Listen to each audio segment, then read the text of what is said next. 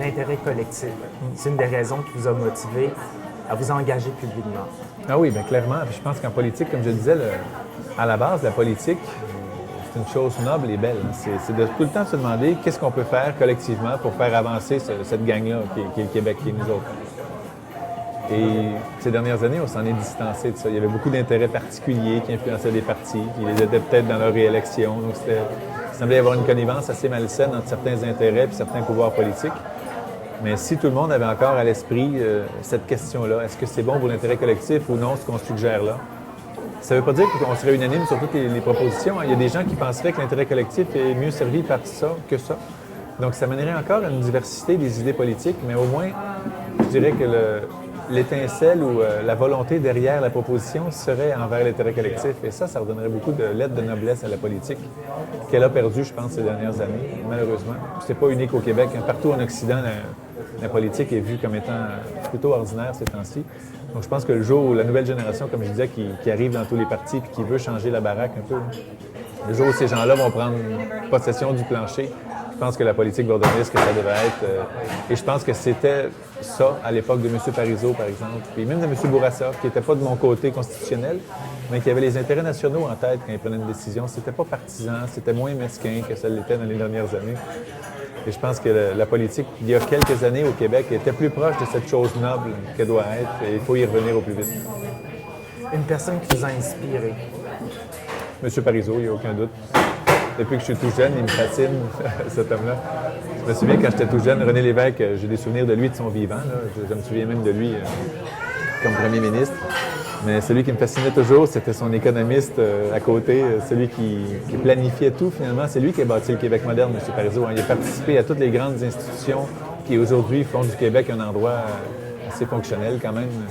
Quelles que soient les critiques qu'on ait à l'endroit du Québec, on est extrêmement bien ici, on est chanceux d'être né ici. Et c'est M. Parizeau qui, institutionnellement, a pas mal construit tout ça, soit comme conseiller ou comme ministre à l'époque.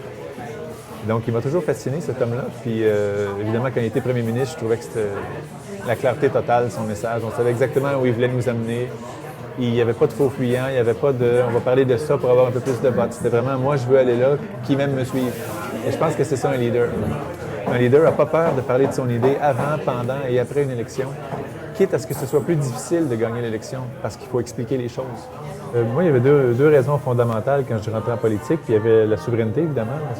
C'est la base de mon engagement, c'est d'essayer de convaincre la majorité de Québécois que les Québécois vont être bien mieux servis par eux-mêmes et décider eux-mêmes de ce qu'on devient. Puis ça inclut tous les Québécois, là, les anglophones, les allophones, les autochtones aussi, évidemment.